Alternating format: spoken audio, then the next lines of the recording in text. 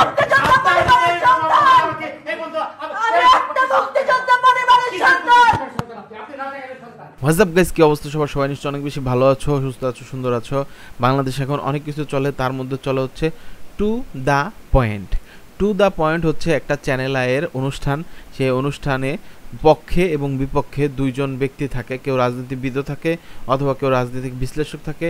এই ধরনের বিষয় নিয়ে আর কি তারা একটা টকশো তৈরি করে, টু দ্য পয়েন্টে কথা বলে। এখানে একজন হোস্টও থাকে যে নাকি পক্ষে বিপক্ষে বিভিন্ন ধরনের প্রশ্ন করে থাকে।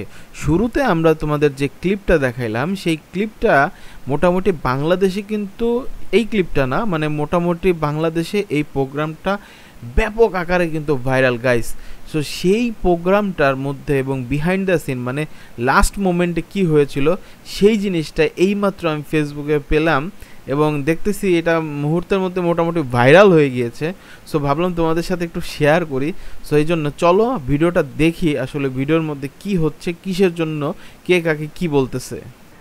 অনেক রাগ হয়েছে, আদর করে দেন। না না, সে তো রাজাকারের বাচ্চা।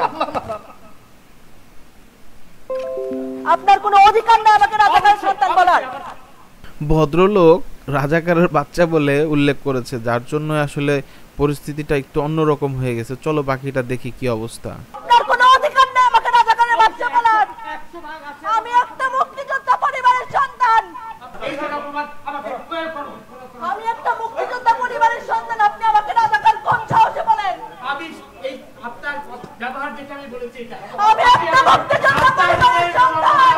এই বন্ধু, আমি একটা মুক্তিযোদ্ধা পরিবারের সন্তান। আপনি রাজাকারের সন্তান। আপনি যেভাবে আমাকে অপমান করলেন, আমাকে এই ধরনের অপমান করার ক্ষমতা সাহস কেউ কোনোদিন পায়নি। আমি দু তিনবার বললাম, আমি দেখেছি, তাও বলে সে আপনি দেখেছেন সে আমাকে চ্যালেঞ্জ করছে। কত বড় সাহস তার! ও মাই গুডনেস গাইস, দেখতেই পাচ্ছ কি অবস্থা এখানে হলো। আমার কাছে এই টোটাল জিনিসটা দেখা মনে হয়েছে যে এইটা টোটালি আসলে একটা মিসআন্ডারস্ট্যান্ডিং, একটা মিসকমিউনিকেশন, বা যার জন্য আসলে এই ধরনের একটা অনাকাঙ্ক্ষিত ঘটনা ঘটে গেছে আর কি, ঘটে ফেলছে না।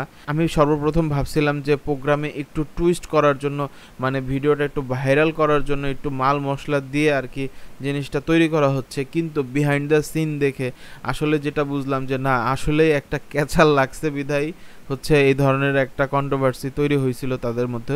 যদিও এই উপস্থাপিকার একটা ইন্টারভিউ আকারে ছোট করে শর্ট আকারে একটা ক্লিপ ছাড়ছে চ্যানেল আই, যেটা আর কি দেখা হয়েছে। আমি দেখছি, পুরো প্রোগ্রামটাই দেখছি, ভালো খারাপ মিলে সব কিছুই ছিল। আমার প্রোগ্রাম সম্পর্কে কোনো মন্তব্য করব না, অল ওভার ওকে।